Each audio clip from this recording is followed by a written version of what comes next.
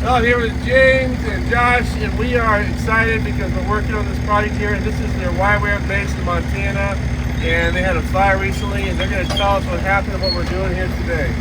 Before it. Well, so basically, we had this fire that took out what was our student center, so we had all of our bathrooms and like a small kitchen area. So today we're cleaning it up, and we've been praying through kind of repurposing what we want to do here. So God willing, the plan is to salvage what we can from this building and move it off back this way a little bit. We're going to turn it into a recording studio, which is something we've been talking about before. We want to do. So we're going to Really have that sense that God is wanting to do something utilizing music and worship on the campus. And so be able to repurpose something that the enemy meant for evil and see God do something amazing with it. So we'll see what we get done today. We're just cleaning it up, and we'll see where we're at. And then eventually we'll move it back into the woods. So we'll have to show you guys how that process works too. Exactly.